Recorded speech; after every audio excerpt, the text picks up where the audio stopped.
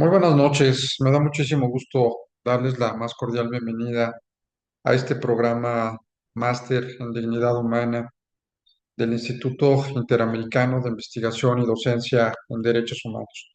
Hemos insistido que la parte fundamental de los derechos humanos siempre será entender qué es la dignidad humana. Un tema muy complejo, un tema que tiene diferentes aristas, un tema que pues merece una gran atención y sobre todo por su gran diversidad de los enfoques con los cuales pueda ser analizada esta dignidad humana. Hoy tenemos la gran oportunidad, el privilegio de entender qué sucede con la dignidad humana bajo una óptica médica.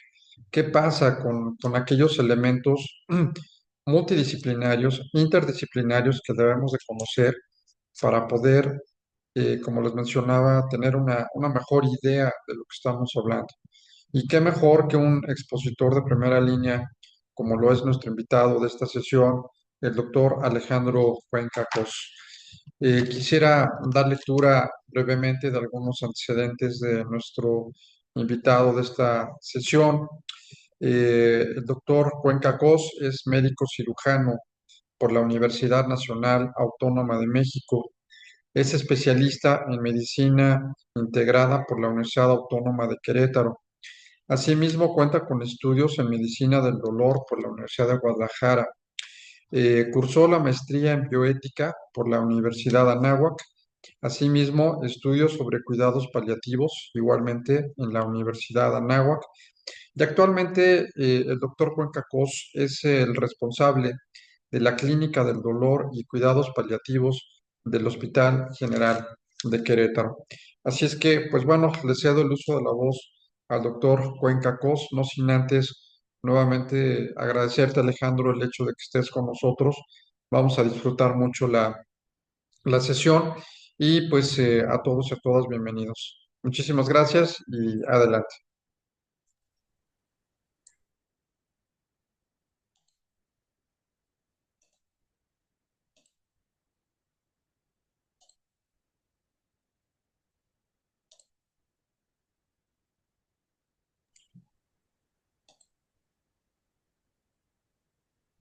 Bueno, ¿me pueden decir si ya se está proyectando la diapositiva?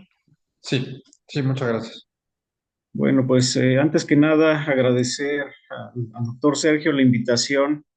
He tenido la fortuna de poderlo conocer hace algún tiempo en una situación muy especial, y agradecer, ¿no? El poder estar en este foro, en este espacio con ustedes. Y me pedía que hablara acerca de la dignidad humana vista desde el enfoque médico. Mm, Creo que siempre cuando tenemos que desarrollar un tema, el que sea, pues siempre pensamos en eso, ¿no? ¿Cómo puede estar atado, cómo puede haber puntos en común en esa tarea, que en este caso es el desarrollo de la plática? Y creo que resultó tal vez más sencillo de lo que pensaba, porque pues mi área ya desde hace casi 12 13 años es manejo de clínica del dolor y pacientes de cuidados paliativos. Eh, el cuidado paliativo tiene que ver, como lo vamos a ver más adelante, con esa atención a pacientes con enfermedades que se consideran como enfermedades que ya no son curables, que son únicamente con la intención de controlar los síntomas, de dar una calidad de vida a la persona, que puede sonar como algo muy trillado, pero que estoy convencido después de todo este tiempo que se puede realizar y que va muy de la mano con esta situación de la dignidad humana. Entonces, bueno, espero que sea de su agrado y tengo entendido que al final tendremos una sesión de preguntas-respuestas y podremos interactuar un poco más a fondo. Actualmente me encuentro adscrito al Hospital General de Querétaro y en el área de Clínica del Dolor y Cuidados Paliativos. La plática se titula Reflexión médica sobre la dignidad humana. Una frase que me parece muy interesante, con la que me gusta iniciar algunas de las pláticas o los cursos en los que solemos participar o interactuar también con los residentes, con los compañeros que rotan en la clínica, en la parte de enseñanza, es decir que el dolor es inevitable, pero bueno, el sufrimiento es opcional. Esta es una frase de Siddhartha Gautama Buda y que tiene toda la razón, ¿no? Hay muchas herramientas actualmente para poder controlar el dolor y no nada más el dolor, todos los síntomas y el sufrimiento que puede verse reflejado en nuestros pacientes a causa de un padecimiento crónico o una enfermedad avanzada o una enfermedad que ya de plano está en un rango de un cuidado paliativo. A manera de introducción, podemos decir que en las ciencias biomédicas y en la bioética existe una ambigüedad en los conceptos de naturaleza y de dignidad humana que, como hemos visto, como vemos a lo largo del curso y me imagino desde otras áreas, pues siempre nos cuesta trabajo, ¿no? Poder determinar qué es exactamente la dignidad humana o cómo se relaciona a cada área de la vida o a cada ciencia biomédica o en este caso desde el punto de vista de la bioética. Ahora lo vamos a encaminar más hacia la parte médica. Una posible vía oferta antropológicamente que los cuidados paliativos pueden ser aquellos que se van a proporcionar a los enfermos en fase terminal y que van a salvaguardar esta parte de dignidad humana. En la parte médica, pues consideramos que siempre vamos a buscar luchar por ese confort, por esa tranquilidad tanto del paciente como de la familia, toda la gente que lo rodea, pero aquí creo que la parte de dignidad humana en una enfermedad avanzada, en una enfermedad terminal, pues sale muy a la luz, queda muy claro que tenemos que ir sobre esa atención de nuestro paciente y de la familia. La pregunta aquí sería, ¿está ayudando la medicina paliativa a reconocer por parte del personal de salud que el enfermo terminal no es solo un fragmento de naturaleza humana, sino que es un ser humano pleno y total? Bueno, pues vamos a verlo a través de la plática y ya ustedes me dirán al final si es de utilidad o no la medicina paliativa. Aquí vemos algunas imágenes. Tengo entendido que hay compañeros médicos, que hay compañeros abogados en el grupo, entonces, bueno, espero que algunas de las imágenes, pues sé que son fuertes, que son un poco, pues pueden causar cierta susceptibilidad, ciertos sentimientos, pero bueno, es con todo respeto y todas ellas son con autorización tanto de pacientes como de familiares y vemos cómo pues hay desde causas que tienen que ver a nivel de piel, tienen que ver con escaras provocadas por una postración durante bastante tiempo en cama, las famosas úlceras por presión, pacientes con esclerodermia, pacientes con artritis gotosa por ácido úrico o pacientes con tumoraciones, con grandes tumoraciones. A lo largo de la plática decidí poner algunas de las imágenes de pacientes que ya fueron tratados en su momento en el área de clínica del dolor y cuidados paliativos, sea del hospital general o de la práctica privada, para demostrar un poquito este cambio, esta modificación en la calidad de vida de cada paciente. No me gusta poner imágenes en las que pues a lo mejor se expresa esa parte de dolor y que se ve el sufrimiento.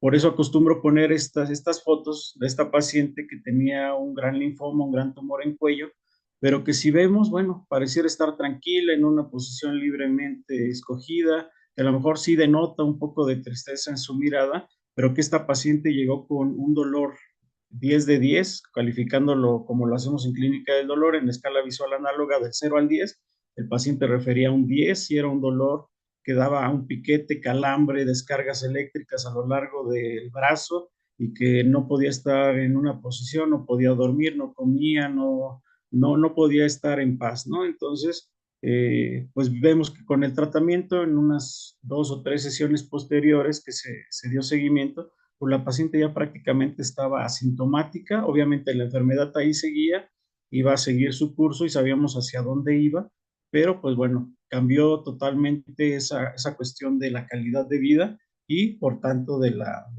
dignidad humana desde el punto de vista médico, ¿no? Que es lo que ahora nos interesa eh, platicar. Se requiere un abordaje multidimensional que permita alcanzar una percepción holística del enfermo.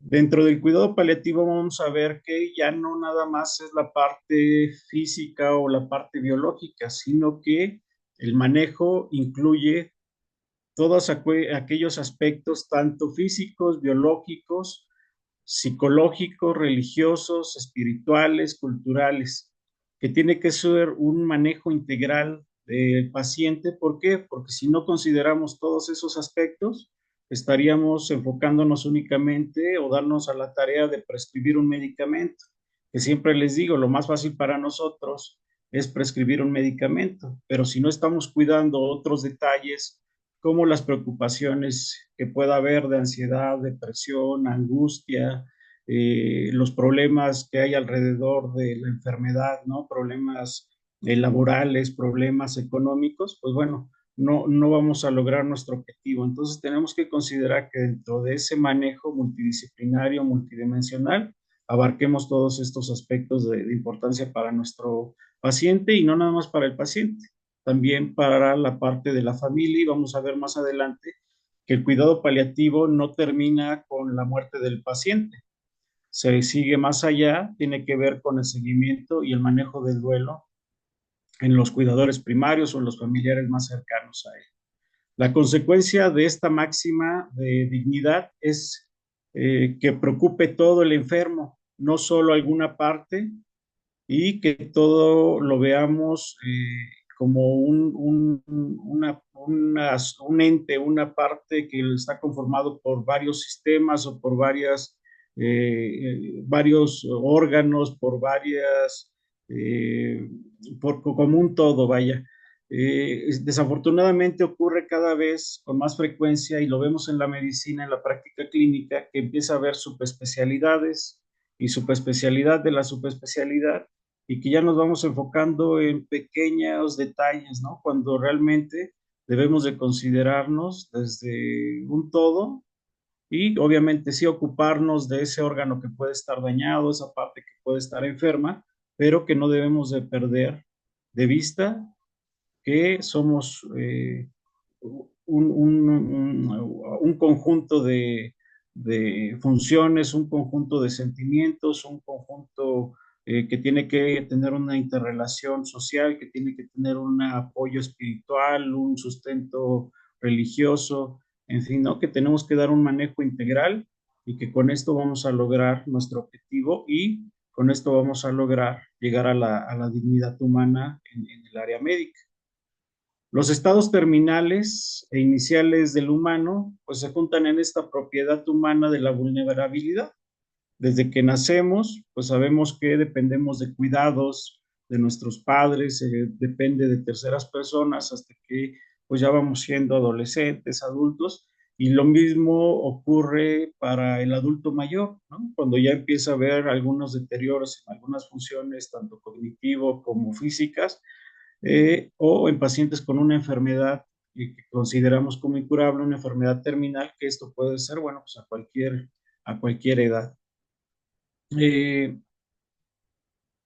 el paciente puede considerar un punto incompatible con la dignidad cuando se siente como una carga para los demás o piensa que tiene que hacer todo, tienen que hacer todo por él, como curarlo, bañarlo, llevarlo al baño, cambiarlo, moverlo de posición, llevarlo a las consultas.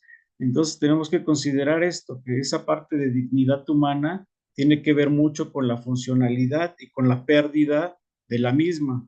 Entonces tenemos que considerar también que el paciente tiene ciertos gustos, que tiene ciertas necesidades. Hablamos mucho de la calidad de vida y aquí la calidad de vida pues depende también de cada persona. Tal vez para alguien correr un maratón sea eso su definición de calidad de vida, pero para alguien más poder estar en la computadora trabajando 10, 12 horas al día, pues sea para él distinto, ¿no? A una actividad física pueda ser una actividad intelectual. Entonces tenemos que considerar de acuerdo a cada paciente qué es su calidad de vida y cómo puede estar afectado con cualquiera de estas enfermedades para tratar de seguir ofreciendo la mayor funcionalidad. No siempre es nada más controlar un dolor, por ejemplo.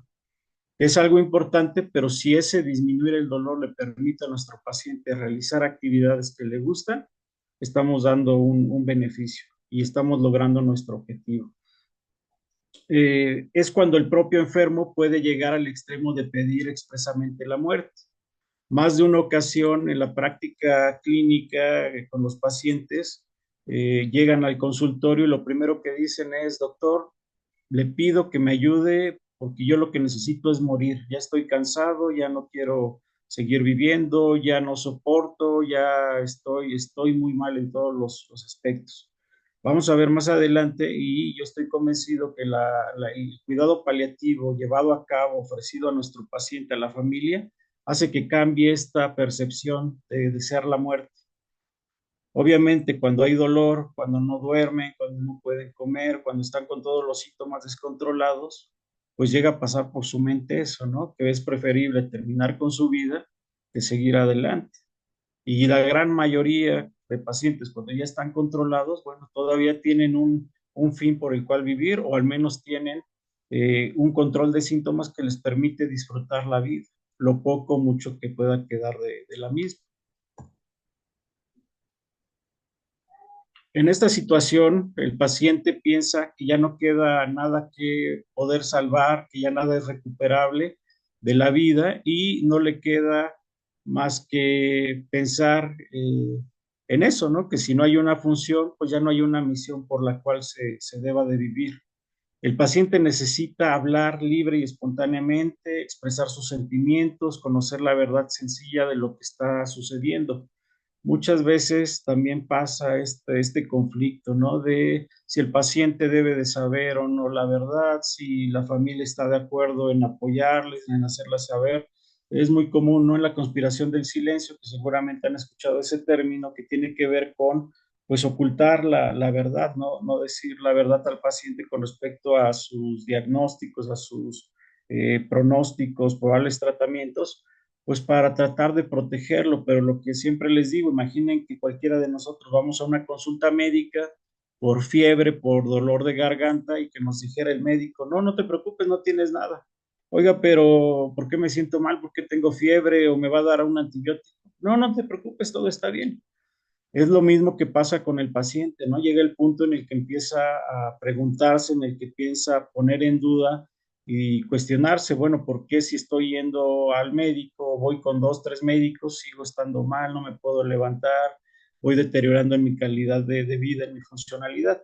Y también por el otro lado, me ha tocado casos en los que la familia me dice, doctor, no le vaya a decir, por favor, qué diagnóstico tiene, porque pues se va a deprimir.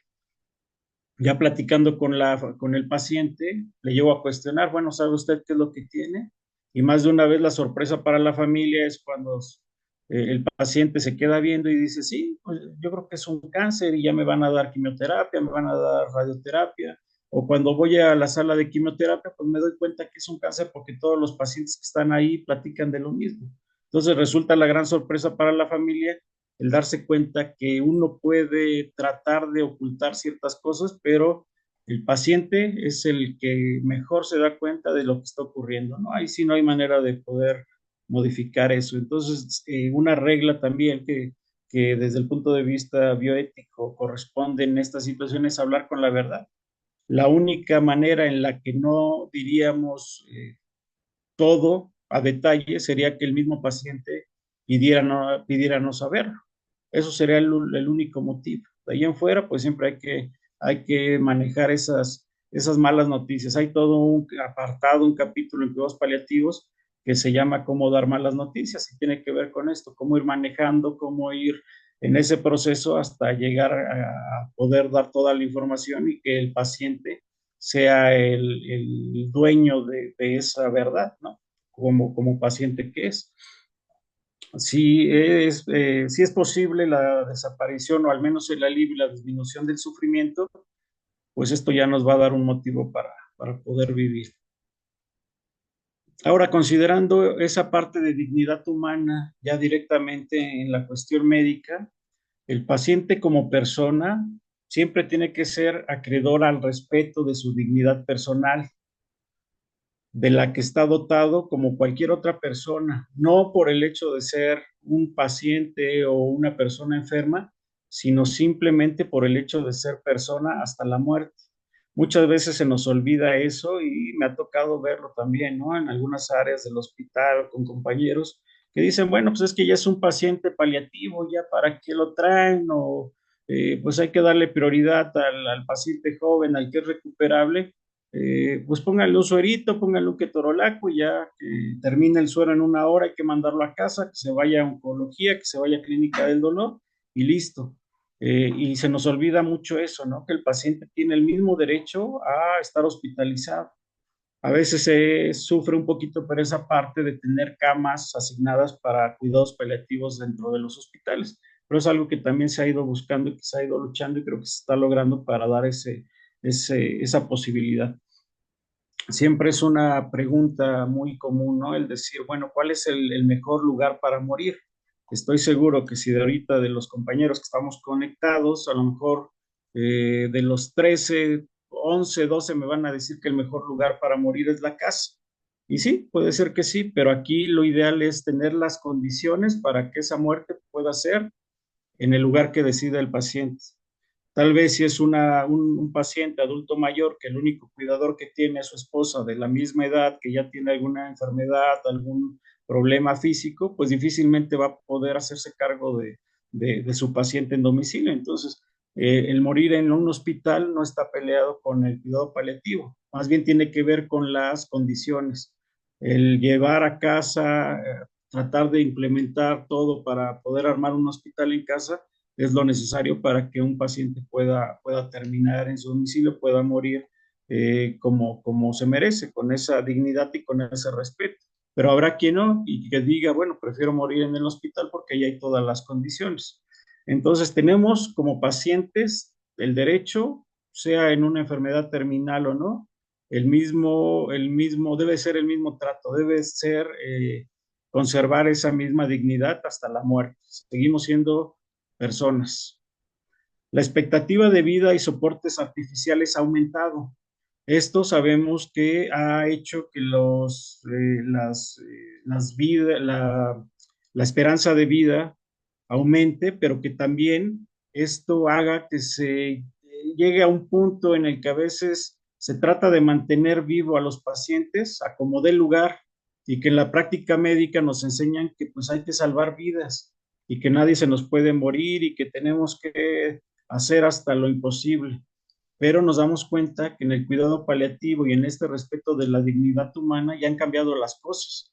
Ahora tenemos que poner límites, tenemos que identificar hasta qué punto podemos continuar sin llegar a los extremos. El hecho de que mantengamos vivo a un paciente, pues no significa que eso esté otorgando esa calidad de vida o que se esté respetando esa dignidad humana. Muchos de los pacientes que ya llevan varios días hospitalizados, llenos de bombas de infusión, medicamentos, se empiezan a poner hinchados, se empieza a lastimar la piel, empiezan a formar escaras, pues nos damos cuenta de que probablemente no es algo que está dando un beneficio extra.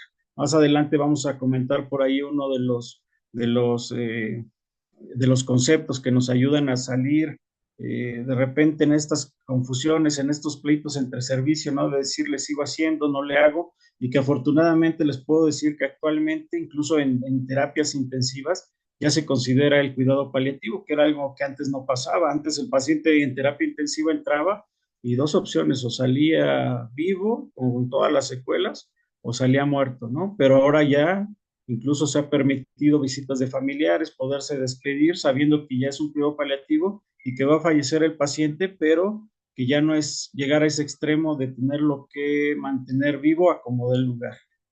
Resulta injusta la prolongación indebida, así como también acelerarla contra la voluntad, autonomía y dignidad de la persona. Aquí dejar claro, aquí no se trata ni de adelantar ni de atrasar absolutamente nada, es acompañar. ¿Y quién va a poner el límite? El cuerpo del paciente. Aquí no vamos a hacer nada para modificar esa historia natural de la enfermedad, no vamos a buscar adelantar ni atrasar, es únicamente ese acompañamiento. ¿Por qué les comento esto? Porque muchas veces en el cuidado paliativo a algunas personas lo malinterpretan o lo entienden como eso, ¿no? Es que ya me lo mandaron a cuidados paliativos porque ya está para morirse, porque ya prácticamente está agonizando, y ahora el enfoque del cuidado paliativo ha cambiado. Ahora ya cualquier enfermedad que se considera como una enfermedad crónica, una enfermedad degenerativa, una enfermedad neurodegenerativa, que sabemos que no se va a curar, pero que se puede controlar o se puede paliar, es el paciente que puede considerarse con criterios para recibirlo. Vamos a ver más adelante que también con respecto a eso, a terminalidad, se considera que el paciente tiene una sobrevida no mayor a 6 meses, pero les puedo comentar de casos de cáncer de páncreas que la literatura nos dice una sobrevida entre 3 a no más de 6 meses, y he tenido la fortuna de ver pacientes que a lo mejor han tenido un mes de sobrevida. ¿Cómo? ¿Quién sabe? Pero ocurre. Entonces, el poderle decir al paciente, sabe que le quedan 6 meses de vida en base a la definición, creo que es uno de los peores errores hablar de tiempo, porque ahí en el peor de los panoramas podemos saber cuándo va a ser el final. Imaginen lo terrible que debe de ser que nos digan te quedan 2 meses de vida y casi casi en el calendario vayamos tachando día con día, llegue el día 60 y digamos, ah, caray, aquí sigo. Hay pacientes que bromean, doctores que ya me han dicho que me voy a morir al mes y ya van 3, 4 meses y yo ya pagué el funeral, ya tengo listo todo y aquí sigo, ¿no? Entonces es curioso, pero miren hasta qué punto llegamos. Entonces algo que siempre les digo a los pacientes es no podemos hablar de tiempo. Y es una pregunta que viene a la mente todo el tiempo. Oiga, doctor, ¿cuánto tiempo me queda de vida? Por oncología, por otras áreas de la medicina, se pueden calcular algunas sobrevidas en base a estadística, pero nada está escrito y cada paciente es distinto. Entonces, como recomendación personal para sobre todo los compañeros médicos es nunca caer en ese error de hablar de tiempo, porque ahí sí nadie lo sabemos. Morir dignamente sería un término adecuado para referirnos a esa muerte que buscamos para el paciente, para no interpretarlo como morir con dignidad o malinterpretarlo con algo que pudiera sonar a eutanasia, ¿no? Que totalmente son cosas distintas. En la eutanasia lo que se busca es terminar con la vida del paciente para acabar con el sufrimiento. En el cuidado paliativo, ¿no? En el cuidado paliativo es acompañar al paciente y su cuerpo va a poner ese límite. No sabemos cuándo va a terminar y no vamos a adelantar ni atrasar nada. Y mi objetivo o mi deseo no va a ser que muera para terminar con ese sufrimiento, sino que lo que pueda quedar de tiempo sea de la mejor manera y que lo disfrute. El rechazo de los recursos médicos desproporcionados, el rechazo a la aceleración de la muerte y el fomento de los cuidados paliativos sería como ese punto medio entre adelantar, retrasar, y aquí sería ese punto medio, ese justo punto medio que nos va a ayudar a equilibrar para poder ofrecer esa dignidad humana a nuestro paciente desde el punto de vista del área médica. Plantearse cuál es el uso justo y adecuado de los recursos médicos, evitando la obstinación terapéutica. Seguramente han escuchado este término, o que antes se mencionaba como encarnizamiento terapéutico, que son todas aquellas medidas que pues ya resultan ser medidas desproporcionadas, medidas fútiles, que no nos van a dar ningún beneficio, pero que sí podrían prolongar incluso el tiempo y no mejorar en calidad de vida, o prolongar una etapa agónica en la que el paciente no se va a beneficiar, ni mucho menos el familiar. Si el paciente está mal, el familiar siempre va a estar mal. Si el paciente está bien, está controlado, va a sufrir esa pérdida, va a sufrir ese proceso, pero finalmente no lo va a sufrir como cuando no se están controlando los síntomas. De eso también estoy convencido. Renunciando a tratamientos que proporcionarán más inconvenientes que beneficios o interrumpir los tratamientos comenzados si los resultados son adversos. Aquí aplica el término, no sé si lo han escuchado, que es la adecuación del esfuerzo terapéutico, lo que antes se conocía como limitación del esfuerzo terapéutico. El utilizar el término limitación suena a truncar, a cortar. Por eso se decidió cambiar ese término por adecuación del esfuerzo terapéutico. Así lo van a encontrar y nos dice claramente, es esto, proporcionar lo que nos pueda beneficiar al paciente. Si es algo que ya está implementado, el considerar retirarlo. Y si es algo que todavía no se implementa, el considerar no ponerlo por el simple hecho de hacerlo, sino siempre considerando el beneficio que le puede dar a nuestro paciente. Uh-huh. El ejemplo, tal vez es un paciente que ya tiene aminas, las aminas nos van a ayudar a que su corazón siga latiendo, a que su presión se mantenga, pero sabemos que si ya no va a haber un beneficio extra, bueno, pues a lo mejor ya no voy a seguir subiendo las aminas. No las voy a retirar, tampoco no se trata de llegar y desconectar todo, apagarle todo. pero sí de decidir qué es lo que me puede beneficiar y lo que ya tengo planeado implementar, pues tal vez decidir adecuarlo a la situación de mi paciente. No sé si más o menos queda claro y si no, al final lo retomamos, lo comentamos. Eh, Yendo un poquito más a fondo en la parte de los cuidados paliativos, el enfoque que se da en esta área de la medicina busca mejorar la calidad de vida del paciente y no nada más del paciente, sino de las familias que enfrentan a los problemas asociados con una enfermedad amenazante para la vida a través de la prevención y alivio del sufrimiento por medio de la identificación temprana, impecable, evaluación y tratamiento del dolor y otros problemas físicos, psicológicos y espirituales.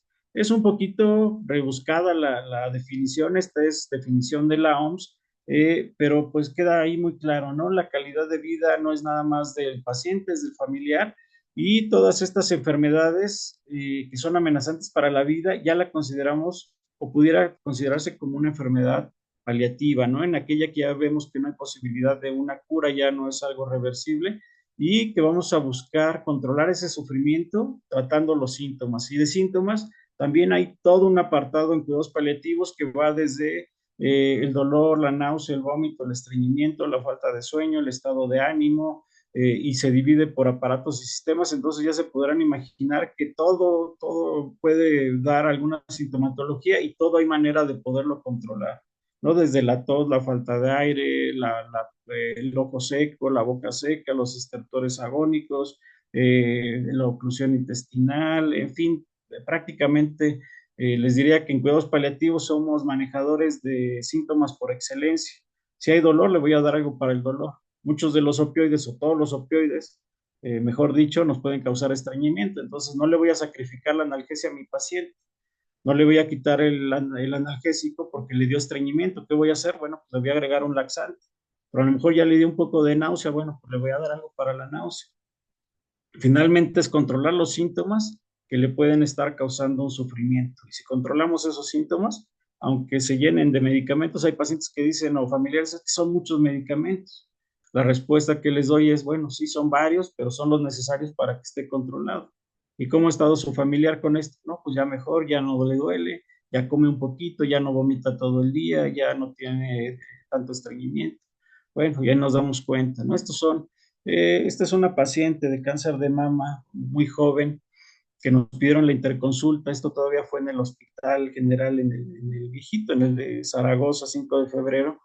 En el área de urgencias era una paciente que ya tenía dos días de ingreso y había llegado por mucho dolor, cáncer de mama metastásico a columna lumbar.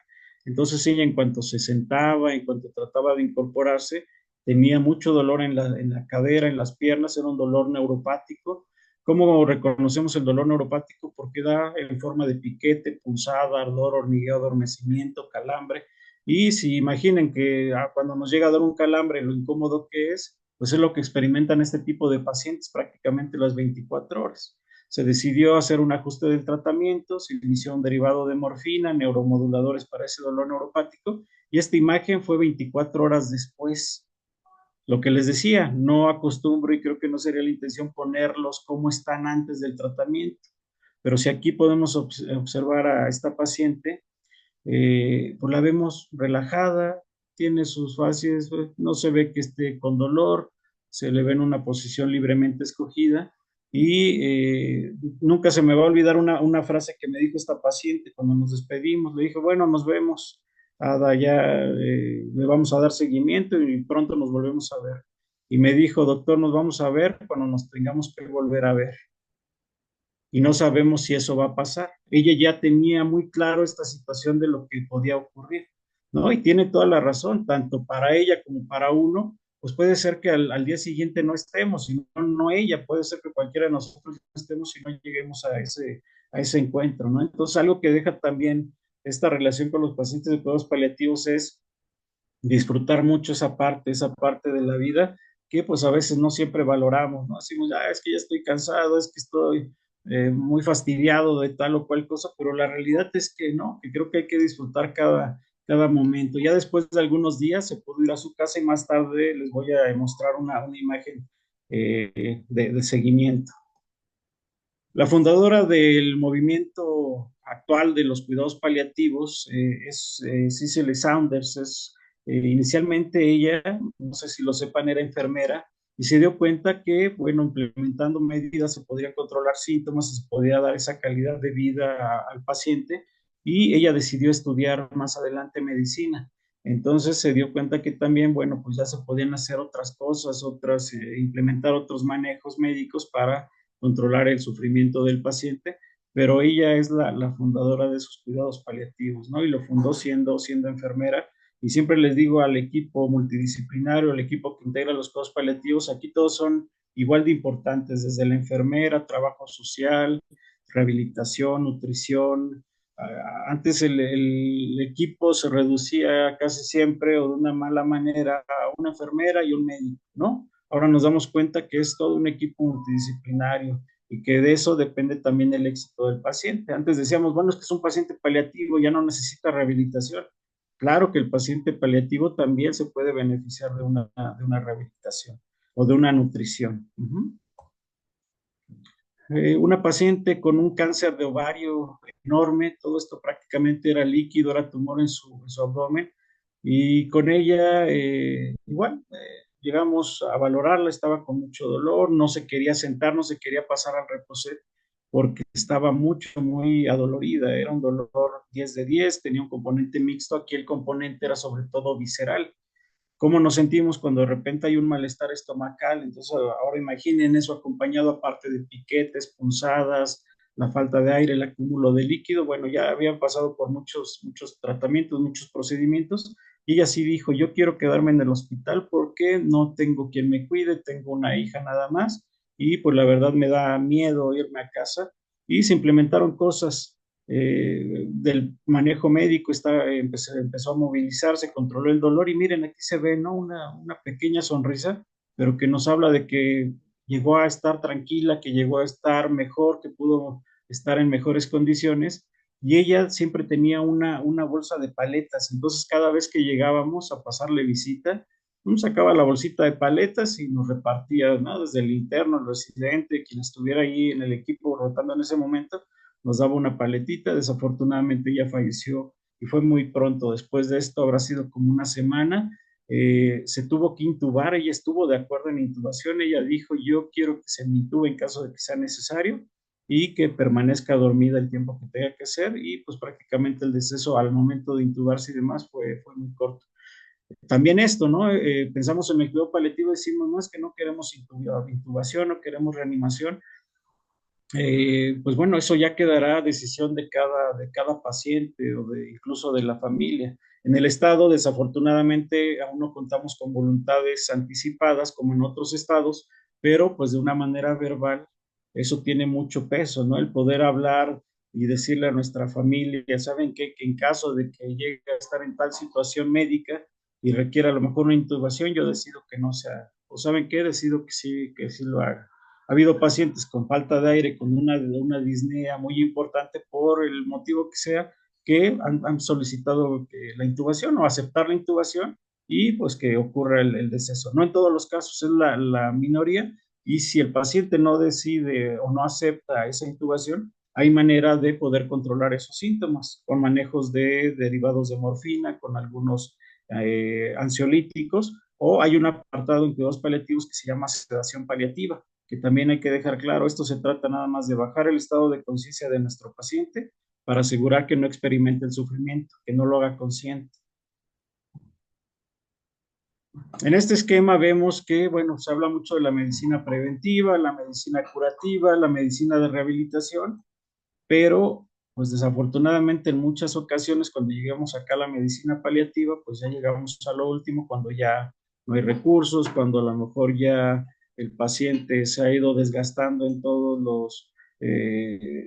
los aspectos al llegar a esta parte. Pero bueno, la intención también es que la medicina paliativa tenga el mismo peso y la misma importancia en cualquiera de las otras áreas de prevención, curación o rehabilitación.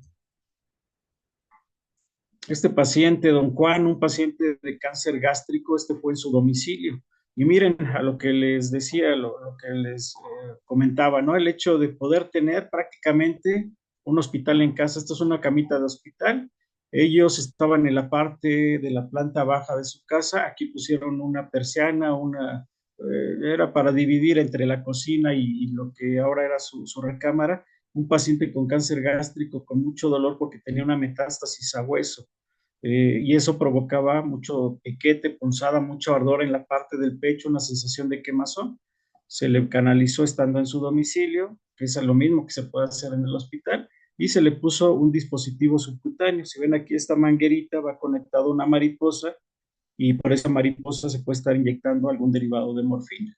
Y aquí vemos la cara, ¿no? De don Juan, se le ve muy tranquilo, muy relajado, y curiosamente con él estábamos muy cerca de días de Navidad, no me acuerdo exactamente la fecha, pero él pidió a su esposa que le preparara la cena de Navidad. Estaríamos unos 2 o 3 días, ¿no? De la Nochebuena, y le pidió que le preparara su cena. Bueno, se la preparó y todo, y si no me equivoco, falleció el día 22 o el día 23 de diciembre. Entonces, lo que siempre les digo, algo ellos sabrán, ellos solo el paciente experimenta o siente algo que está avisando qué es lo que puede llegar a ocurrir. Entonces, se trata también de eso, ¿no? Aparte de dar el confort, aparte de dar el apoyo en la cuestión médica, pues tratar de dar ese beneficio, ¿no? Y la esposa decía, pues, oye, doctor, qué raro que pida ahorita la cena, pero si lo pide, pues se la voy a hacer. Y bueno, pues solo don Juan sabía cuál era el motivo de eso, la disfrutaron, la pasaron muy bien y ya después falleció don Juan, ¿no? Pero se le ve muy tranquilo y él falleció en su domicilio. Muchas veces tenemos ese miedo, ¿no? A decir, bueno, ¿y qué tal si se muere en la casa? ¿Y qué vamos a hacer? Y le tengo que hablar a la ambulancia. Y no, realmente la misma atención que se puede dar en el hospital es lo que se puede hacer en casa, pero teniendo las condiciones. Si no tenemos estas condiciones, esto se va a volver una tragedia y el paciente va a terminar en un servicio de urgencias o va a pedir la ambulancia y va a pedir el traslado nuevamente al hospital.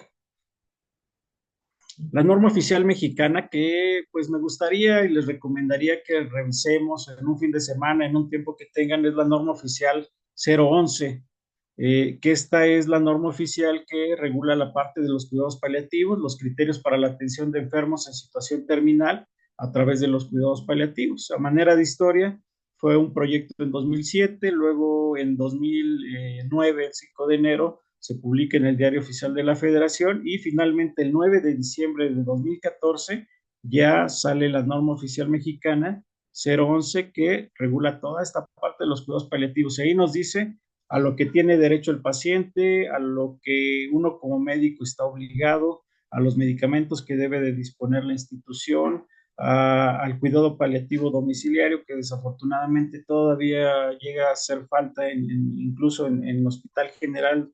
Debo reconocer ahí que nos ha costado mucho trabajo para poderlo implementar, pero que, bueno, se han buscado otras maneras, ¿no? Debe de haber una línea telefónica 24 horas para atención del paciente paliativo, que bueno, también siempre es un poquito complicado, pero bueno, no imposible. Entonces, si pueden revisar la norma oficial 2014, ya estamos a días de cumplir 10 años de tener esta norma. Debo decirles que sí nos ha ayudado, que ha sido un avance, un paso importante, pero que desafortunadamente, a pesar de que ya tenemos la norma oficial y que entendemos que una norma oficial cumple un criterio, debe de cumplir un criterio de obligatoriedad, pues desafortunadamente todavía no se cuenta con todos los recursos personales de infraestructura, de medicamentos para poder cubrir al 100% esta norma oficial. Aquí vemos una imagen de un paciente también en domicilio y aquí vemos como la otra cara, ¿no? Si nos damos cuenta, pues es un domicilio que se ve en algunas carencias, se ve como un domicilio muy humilde, todavía con un techo de lámina, pero que eso no es imposible para poder armar un hospital en casa. Y aquí la familia hace todo el esfuerzo. Rentaron la camita hospital, rentaron este cuadro, es del colchón de presión alterna que nos sirve para evitar escaras, es un colchón de aire.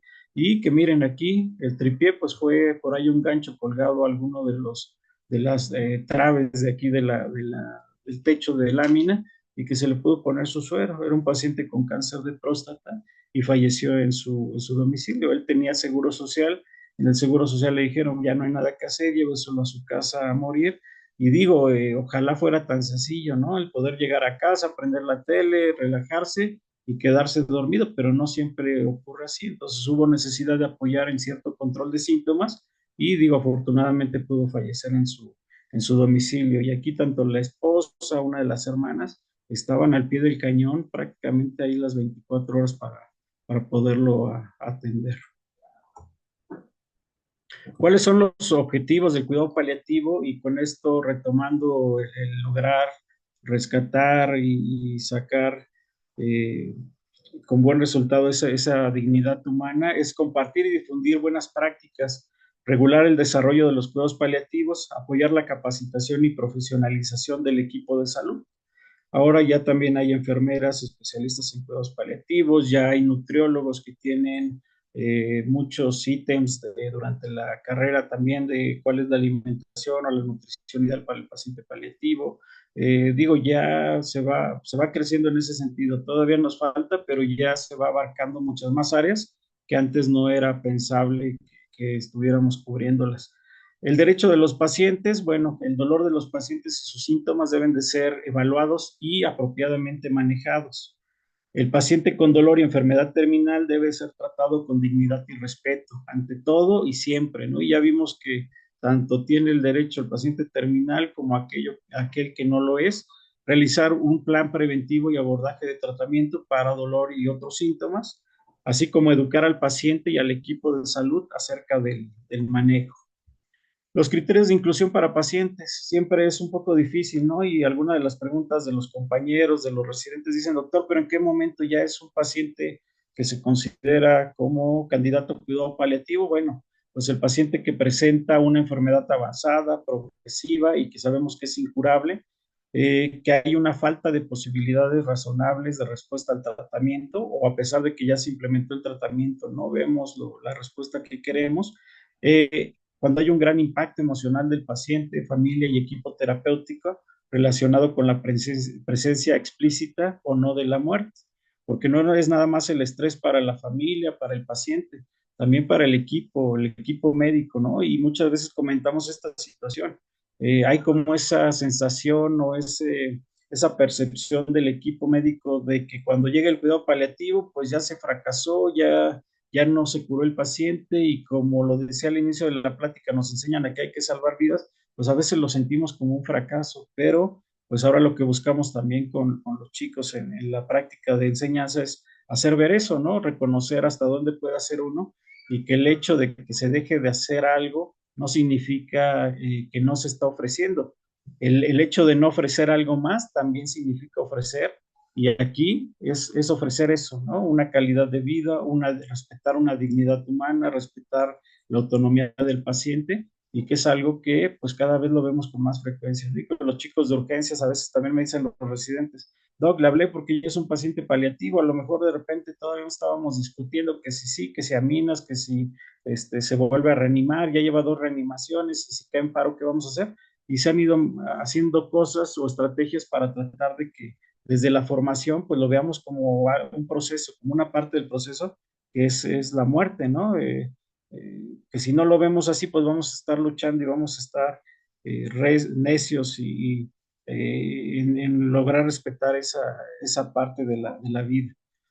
Este es un paciente que venía de la sierra, se trasladaba en ambulancia y todas estas, cada una de las lesiones, pues era actividad tumoral en su cuerpo ya no deglutía, hubo que ponerle una vía subcutánea con un dispositivo elastomérico, se llama, es como una bombita, un globito interno donde se pone medicamento y va liberando el medicamento. Para 7 días, hay para 24 horas, hay distintas capacidades. Y en un pedacito de piel aquí donde había un poquito de grasita y no había lesiones, ahí pusimos el dispositivo. Se le capacitó a la familia para que ellos lo pudieran estar cambiando y se rellenara por la situación de que estaban a varias horas de la ciudad, tenían que trasladarse en ambulancia. Y bueno, lo mismo, este paciente ya fue en una cita subsecuente, pues ya llegaba mucho más tranquilo. Imagínense el trayecto de varias horas en una camilla, pues era un martirio. Y bueno, ya en las subsecuentes, esta fue la segunda, y si no me equivoco, fue la última cita y se decidió capacitar a la familia, darles parte del medicamento para que se estuviera rellenando el infuso y falleció en su domicilio y muy, muy tranquilo. Decisiones al final de la vida, bueno, tener en cuenta la lex artis, los deseos del paciente y de la familia. Aquí es muy importante tomar en cuenta al paciente. Uno puede tener todo el conocimiento, uno puede dar todas las sugerencias médicas, todos los manejos farmacológicos, pero si el paciente no lo desea y el paciente puede tomar esa decisión, hay que respetar. Eso es lo más importante. Y aquí es donde viene ese respeto de la autonomía. La familia también puede decir, pero doctor, es que queremos que le haga ya fallaron 2 quimios, pero que le ofrezcan la tercera o hasta la cuarta línea. Pero si el paciente dice que no, no podemos obligarlo y tenemos que respetar esa parte. La lex artis la entendemos como los principios científicos y éticos que orientan la práctica médica, que tenemos que tenerlos muy claros y que también tenemos que pensar en este alcance del cuidado paliativo, ¿no? Que no todo es nada más la parte curativa. El médico debe conocer las condiciones del enfermo, edad, situación de vida del paciente, reversibilidad y pronóstico de su enfermedad, síntomas relevantes, reserva fisiológica, daño orgánico que pudiera haber, para establecer objetivos terapéuticos adecuados, que aquí es donde entra la adecuación del esfuerzo terapéutico.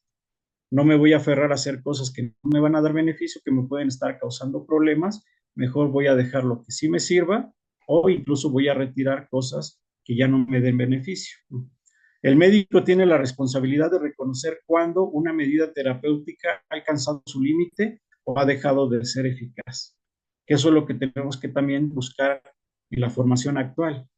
O a veces cuando llegan, rotan los chicos de geriatría, también les digo, bueno, con ustedes es distinto, no piensen que todos los pacientes adultos mayores que vean ahora los vayan a querer paliar desde el principio. No, hay que tener conciencia y ver que si en esa evolución, que es muy probable de un paciente adulto mayor, que sabemos que se puede complicar y que a lo mejor no vamos a poder ofrecer una cura, bueno, considerar el poder ofrecer un cuidado paliativo adecuado para controlar los síntomas y que eso mejore la calidad de vida del paciente y por lo tanto la dignidad del mismo. Esta paciente, si la recuerdan, es la paciente Ada que estaba en urgencias del cáncer de mama metastásico a hueso. Aquí ya después de quimioterapia, radioterapia, se cayó su cabello y esto ya fue en su domicilio. Con ella hubo que implementar una sedación. ¿Por qué? Porque había metástasis a hueso y a los días empezó a convulsionar y pues resulta que había metástasis a cerebro y prácticamente cayó en un estatus epiléptico,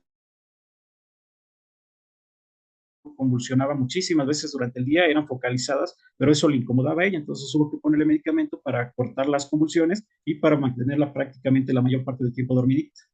Fíjense que algo curioso, la agonía de esta paciente fue algo larga, habrá durado en esa condición como unos 7, 10 días. Digo, tranquila, porque ya no convulsionaba, dormidita.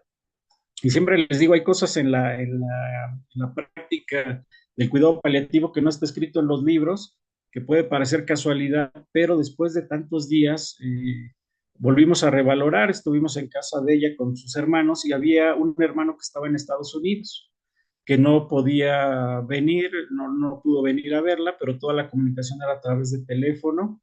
Y ese día que hablamos con el hermano, salió a tema, a colación lo de los hijos, tenía 2 hijos pequeñitos.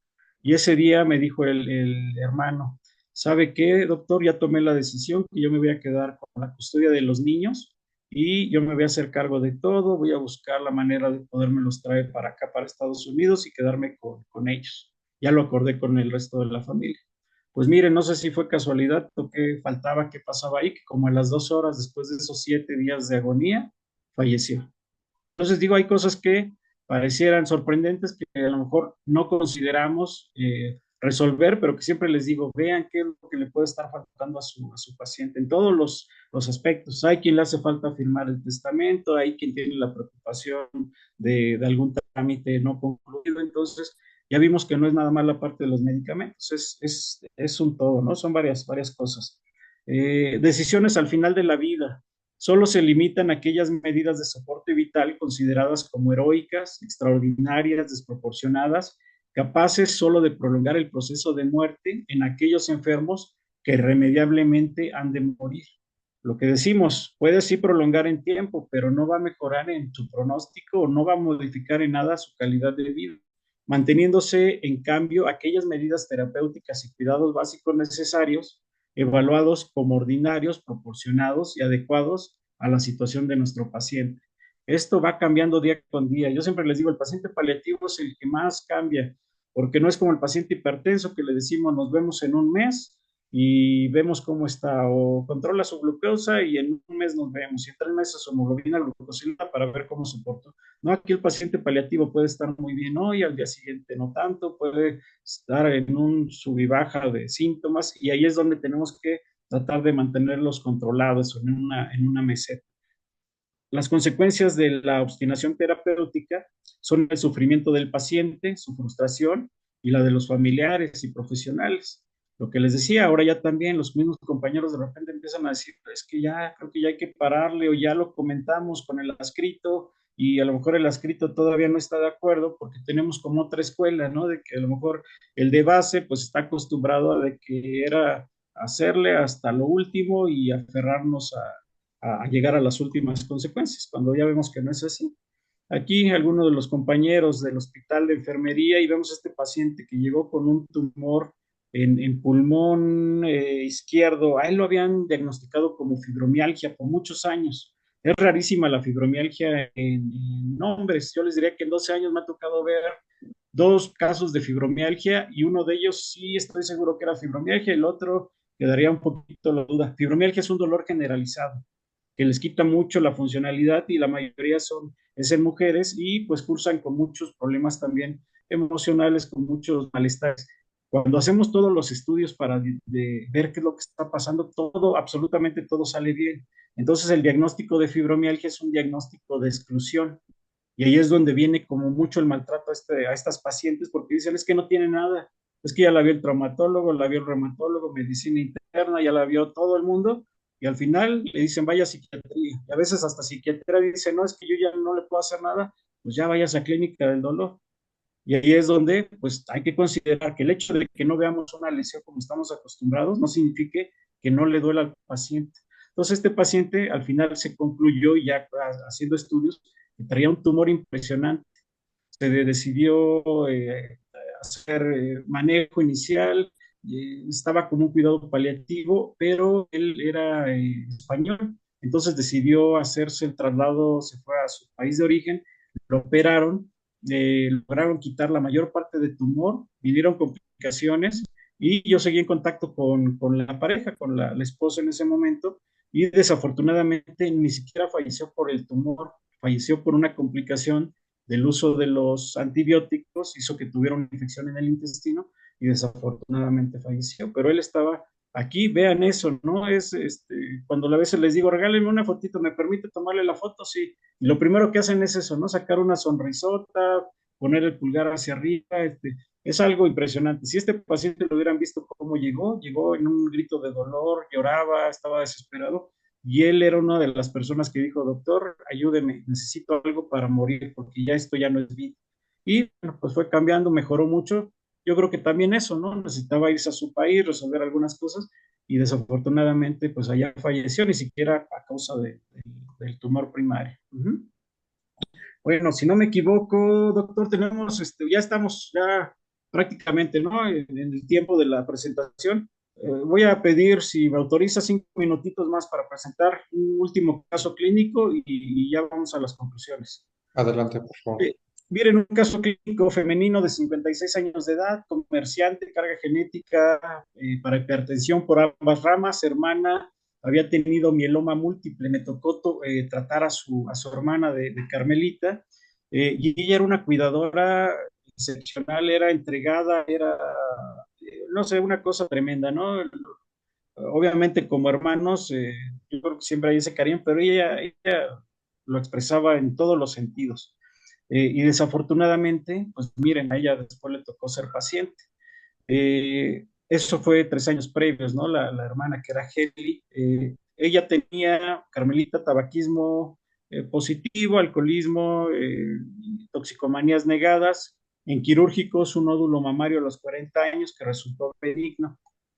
El padecimiento actual inicia más o menos un año previo con dolor abdominal persistente, diarrea, alternado con estreñimiento, pérdida de peso, multitratada por colitis y cuadros de gastritis, pero que se fue complicando Las hasta demandas que de llegó estos una güeyes, o oclusión sea que intestinal. Se realiza una ileostomía requieran una tumoración en esa parte del intestino, sale el reporte de patología y lo reporta como un adenocarcinoma, que es un tumor maligno. Se inicia con quimioterapia sin respuesta favorable y se decide un manejo paliativo. En el último mes había cursado, y miren aquí un mes, 30 días, ¿no? Si imaginen un día de estar con dolor abdominal es terrible, ahora estar 30 días, pues es algo que no podemos saberlo, afortunadamente no lo hemos vivido, pero que es algo terrible. 10 de 10, cólico, abdomen generalizado, vómito persistente, hipo, náusea, evacuaciones diarreicas por la hilostomía, insomnio por el dolor y vómito, mal estado de ánimo, ideaciones de muerte, manejada con ondansetron, paracetamol y parches de buprenorfina sin mejoría. La valoramos y se inicia manejo con buprenorfina subcutánea para poder pasar dosis de rescate. El parche era buena opción, pero no libera más de lo que ya está hecho el parche para liberar, así que había picos de dolor que no estaban siendo cubiertos. Se canaliza con una solución intravenosa con dexametasona, aldol, metoclopramida, clonixinato de lisina y omeprazol en bolo y pues prácticamente con eso mejora. La primera vez que entramos es esta imagen de la habitación. Ahí también me vio y me dijo, doctor, ayúdeme a morir. Se lo pido por lo que hizo por Heli en su momento. Ya le dije, pero a Heli, acuérdese, no le hice nada para que muriera, sino le ayudé a que estuvieran controlados los síntomas y estuviera mejor. El mieloma múltiple es una enfermedad que ataca los huesos, perfora todos los huesos, es como los huesos están roídos y se fracturan fácilmente con cualquier movimiento, que fue lo que tuvo la hermana de Carmelita. Entonces le dije eso y le dije, permítame que hagamos lo que hicimos con Heli, implementar cuidados paliativos, controlar sus síntomas. Estuvo de acuerdo, se canalizó, estuvo mejor. Y miren, aquí había un lugar, no me acuerdo ahorita, en alguna parte de Guanajuato, de aguas termales, le gustaba ir. Entonces me habló su hija, Tania, y me dice, doctor, me dice Carmelita que si le pueden preparar una michelada.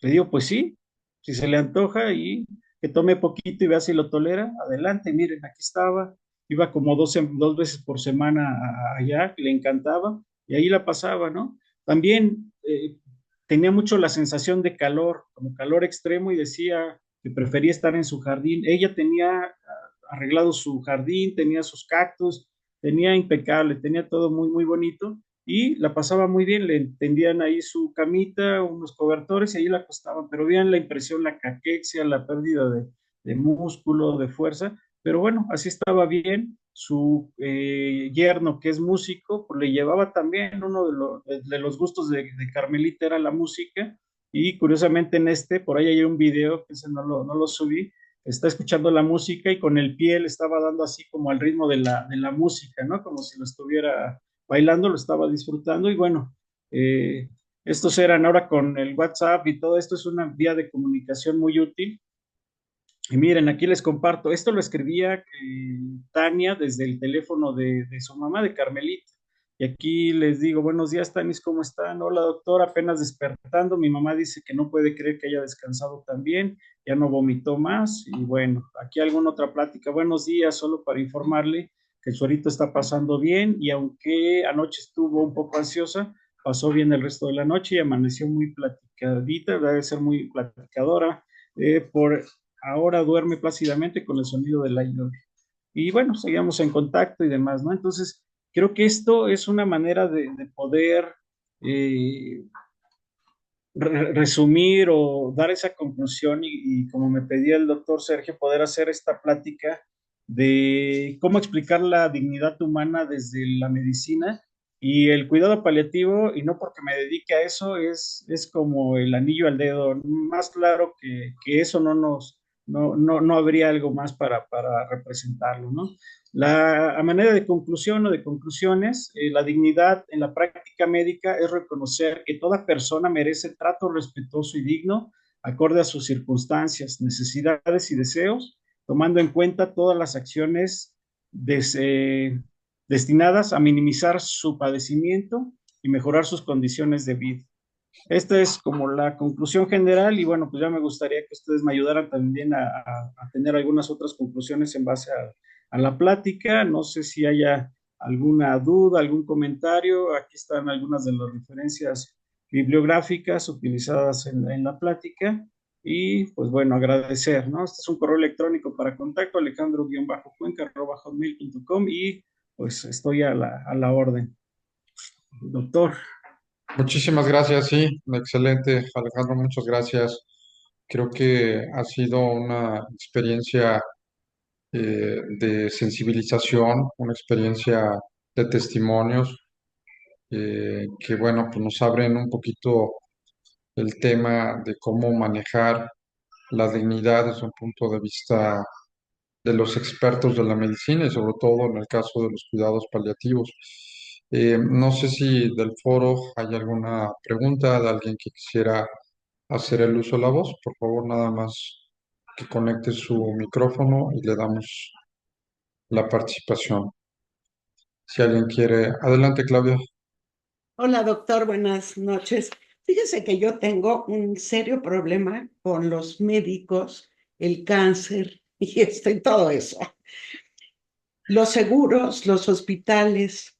Fíjese que mi hermano falleció hace 3 años y tenía un seguro médico. Entonces, lo que yo aprendí de 2 años y medio, casi tres, que él estuvo en agonía, fue que hay muchos médicos que afortunadamente no es el caso de usted porque veo que es muy sensible, pero hay muchos médicos que utilizan esto de la observación terapéutica. No sé por qué, y como que experimentan, ¿no? Y no les importa el dolor ajeno, y menos la dignidad. Entonces, fíjese que yo estaba pensando en mi caso. Bueno, cuando mi hermano todavía, bueno, tuvo cáncer de laringe que se le pasó a todo el cuerpo. Y por ejemplo, al final de su vida convulsionó y convulsionaba todos los días. Bueno, ¿para qué diantres le hacen un electroencefalograma? O sea, no, si ya está todo metastasiado. O sea, ¿para qué? Era simplemente para sacar más dinero de parte del hospital o lo que fuera. Pero eso me enseñó de que no hay que comprar un seguro médico, porque entonces ahí, los médicos pueden experimentar hasta que se acabe la suma asegurada, ¿no? Pero otra cosa que me pareció muy interesante fue que mi hermano me dijo, ¿sabes qué? Que ya háblale a la ambulancia. Le digo, pues, ¿cuál es la ambulancia? ¿Qué quieres que haga con la ambulancia? Y me decía, es que fíjate que con mi suegro llamamos al de la ambulancia y entonces él inyectó una solución y se murió luego, y muy padre. Y costó 5,000 pesos. Ay, pues qué padre. Entonces le dije a mi cuñada y le dije, oye, fíjate que Luis Felipe quiere que contactemos al de la ambulancia. Y bueno, cuando llegué a Celaya, le dije a un amigo y le dije, fíjate nada más que hay que acudir con los de la ambulancia para uno ya morirse de plano, ¿no? Y me dijo, fíjate que aquí en Celaya también hay el de la ambulancia. Ay, no me digas, ay, qué padre, ¿no? Porque así en un momento dado, pues yo le hablo al de la ambulancia. Entonces sí es ah, si yo hubiera sabido en aquella época que había cuidados paliativos, o sea, ¿cómo es posible que hace 3 años, doctor, los doctores no nos dijeron que había cuidados paliativos? Claro, después de muerto el niño se tapa el pozo, ¿no? Pero entonces me puse a investigar y bueno, para mi sorpresa, aquí en Guanajuato sí permiten cuidados paliativos y debe de haber en los hospitales formatos específicos para que uno tenga acceso a ellos. Bueno, todo eso como que falta mucha difusión, ¿no? Pero bueno, me encantó su plática, es muy fuerte, es terriblemente. Nada más me gustaría saber cuáles son los criterios Apache.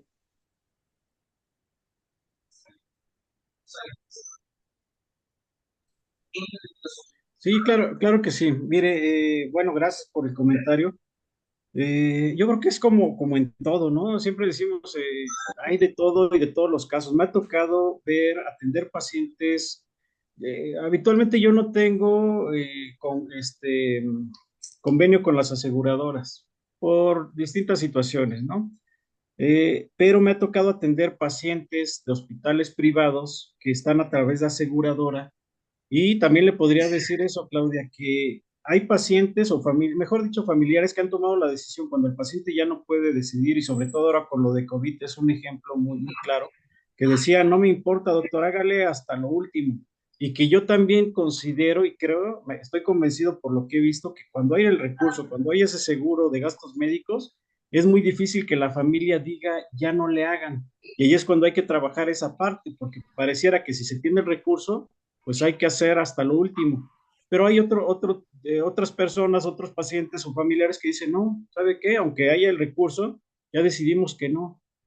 Entonces digo, aquí desafortunadamente le tocó la mala suerte de esa parte de lo que pensamos o vemos como algo dinerista o como muy interesado al equipo médico, pero le digo, yo creo que es un poquito de todo y es que el enfoque ha costado trabajo cambiarlo. Para muchos compañeros es seguir haciendo, pero no por esa cuestión, ¿no? Monetaria, es porque nos acostumbraron y nos enseñaron a que hay que hacer todos los protocolos y si convulsiona, pues hay que hacer el electroencefalograma. Pero usted lo dijo muy claro y como familia nos damos cuenta, ¿para qué le hago un electroencefalograma? Mejor lo que necesito es controlarle el síntoma y que no esté convulsionante.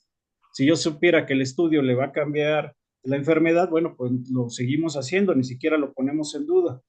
Si hay cierto o mucho desconocimiento de los cuidados paliativos, lo que ahorita decíamos, más o menos desde los años 80 en el Instituto Nacional de Nutrición, en el Instituto Nacional de Cancerología, surgieron los cuidados paliativos y miren a cuántos años estamos y la norma oficial apenas lleva 10 años y a pesar de que ya son 10 años, diría que todavía tenemos un rezago muy importante y usted lo está diciendo, es muy difícil que sepamos del cuidado paliativo. A veces nos enteramos porque ya algún conocido, algún familiar, algún vecino ya tuvo algún contacto con el cuidado paliativo y hasta hace algunos años éramos contados los paliativistas aquí en Querétaro. Afortunadamente ahorita ya las escuelas, ya de hecho ya hay maestrías, ya hay altas especialidades en manejo de dolor, en medicina paliativa.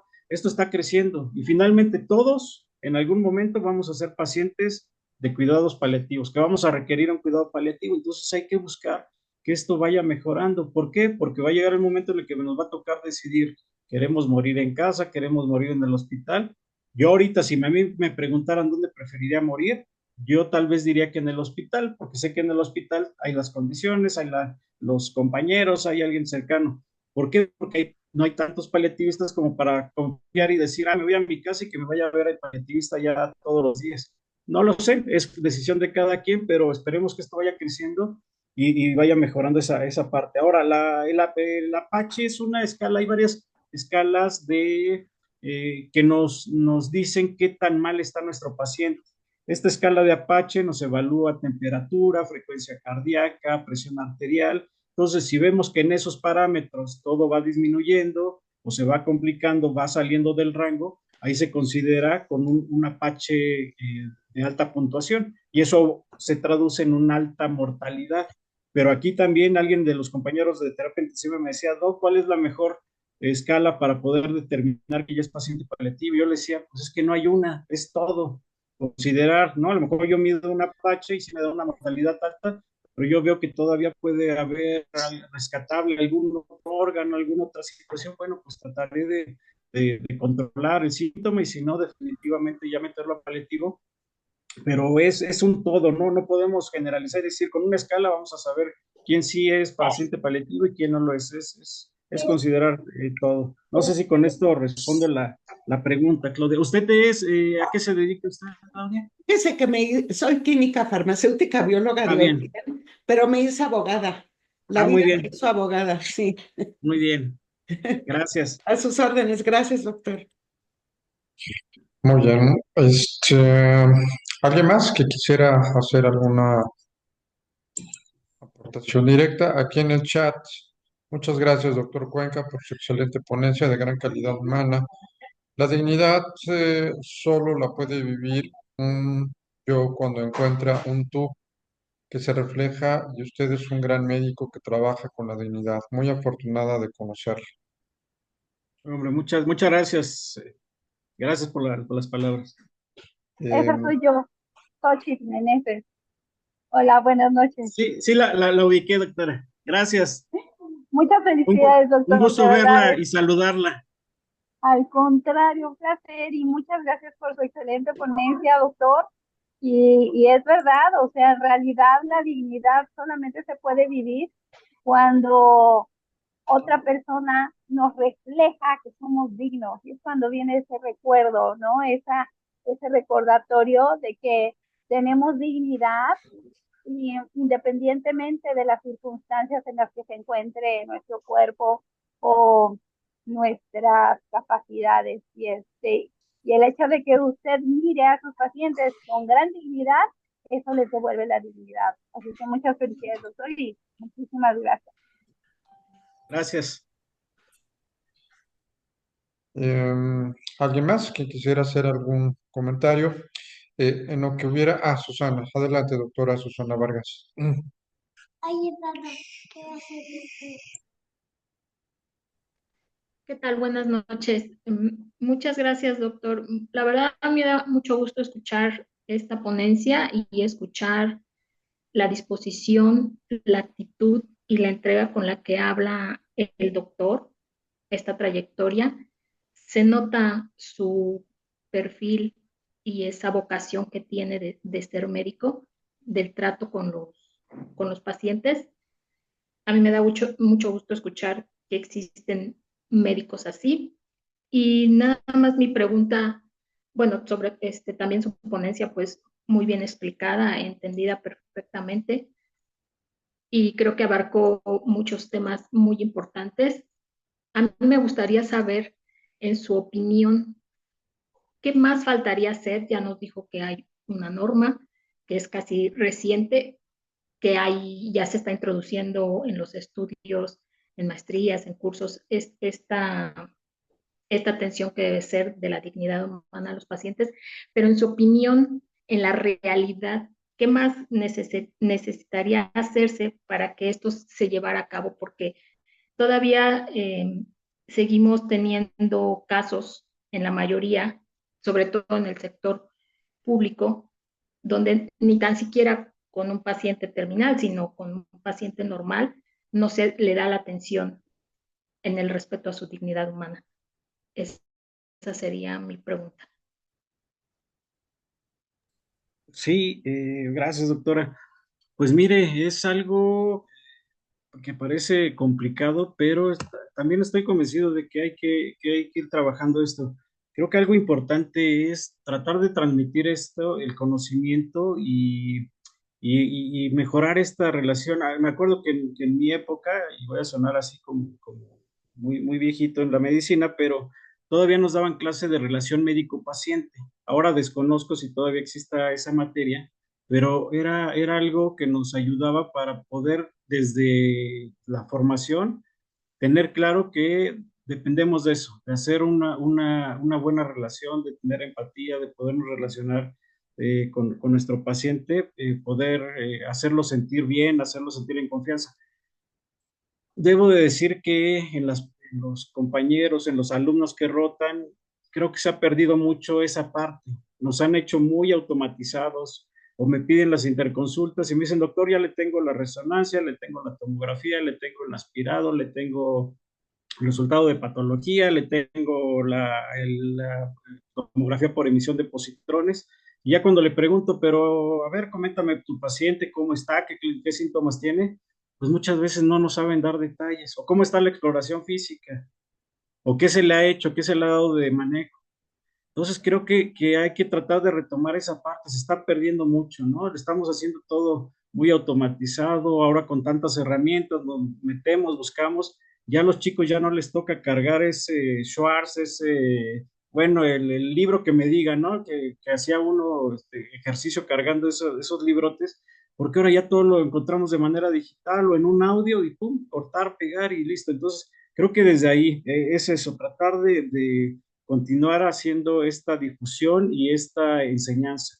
La otra, y se ha planteado también, si desde abajo no empezamos, por ejemplo, en un primer nivel de atención, si están llegando los pacientes de manejo para cuidado paliativo a un segundo nivel, que es, por ejemplo, el Hospital General o los institutos tercer nivel en la Ciudad de México, Pero ¿dónde están quedando la gran mayoría de pacientes? Están quedando sin atención, o están quedando en un primer nivel de atención que hay que dar el reconocimiento a los compañeros que lo conforman, pero si hubiera estrategias para capacitar desde un primer nivel de atención, que desde un primer nivel de atención se pudieran ofrecer opioides, se pudiera dar un manejo del dolor, sería algo excelente. En la currícula, y esto lo publicó el Instituto Nacional de Nutrición hace algunos años, decían, tan solo el 1% de la currícula total de las escuelas de medicina en el país tienen que ver con dolor o algún tópico de cuidados paliativos. Imagínense, de los 5 o 6 años, el 1% es nada. Nunca nos enseñan a tratar el dolor y mucho menos a tratar cuidados paliativos.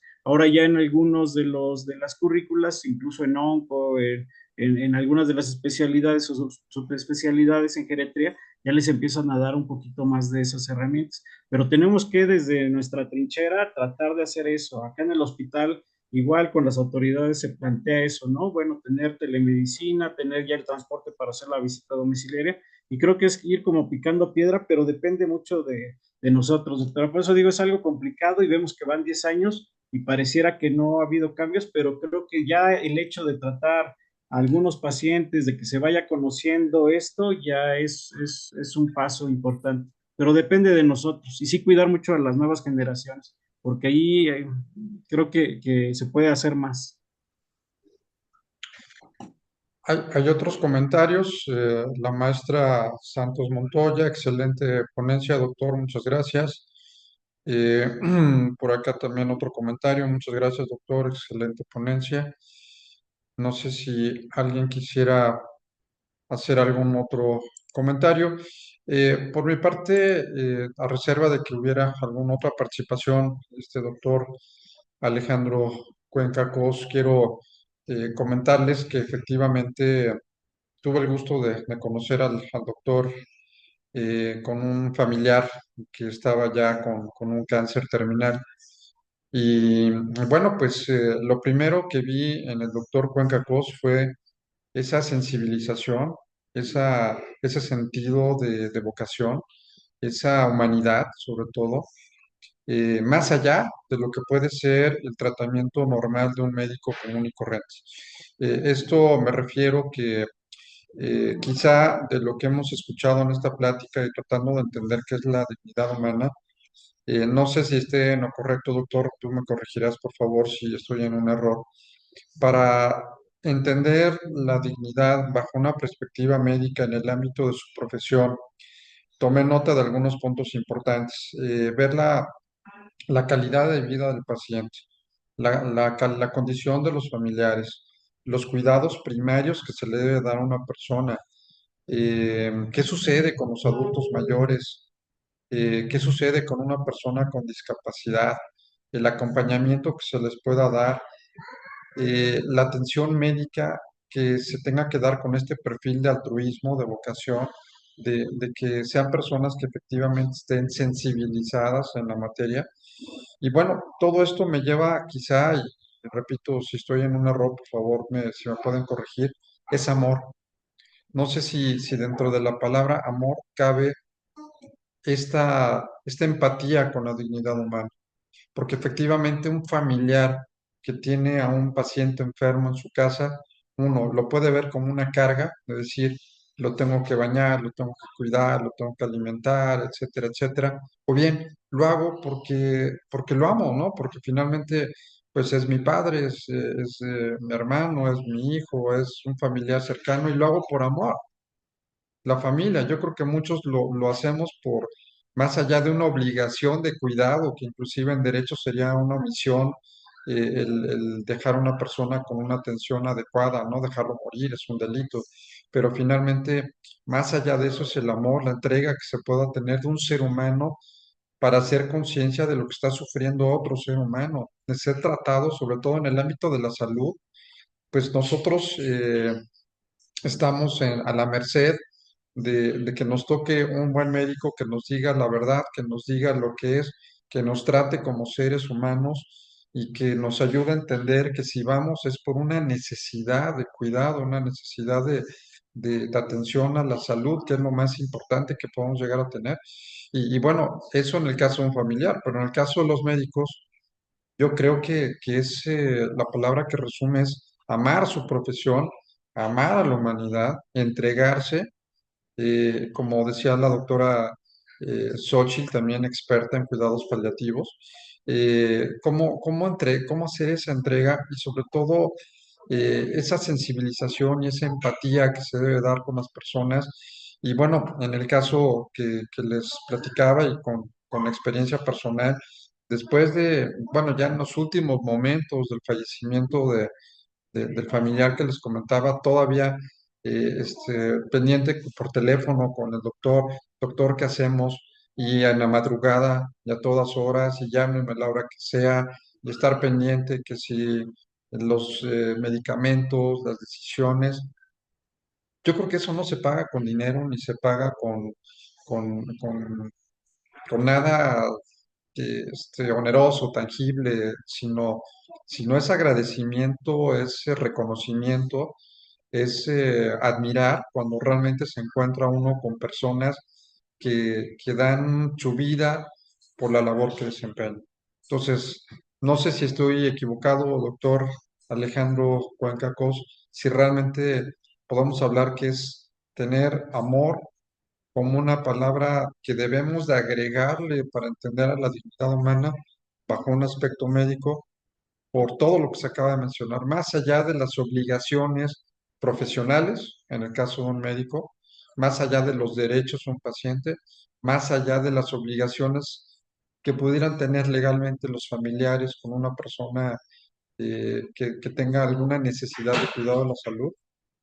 Yo creo que es irnos a la esencia del ser humano para entender que la dignidad humana es, eh, pues, encontrar a un ser que merece nuestra atención, nuestro apoyo, nuestra ayuda, ponerme en el lugar, como decía la doctora Xochitl Azumo, ponerme en el lugar de él, saber que está sufriendo y saber que a lo mejor yo puedo contribuir un poquito en aminorar su dolor, su agonía, su enfermedad. Entonces, bueno, no sé si ya estoy diciendo incoherencias, pero bueno, quizá la voz del experto.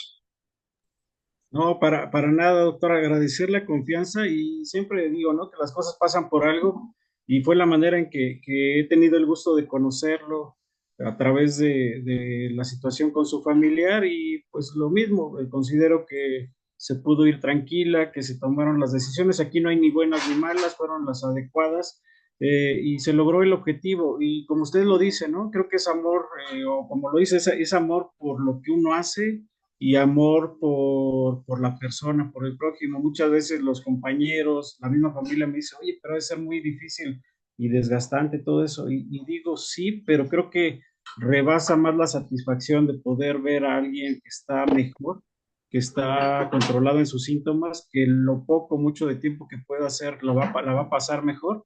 Y eso es la satisfacción, ¿no? Porque si yo creo que si viéramos solo la parte mala y eso, pues prácticamente ya se nos hubiera chupado toda la energía, ¿no? Y no funciona así.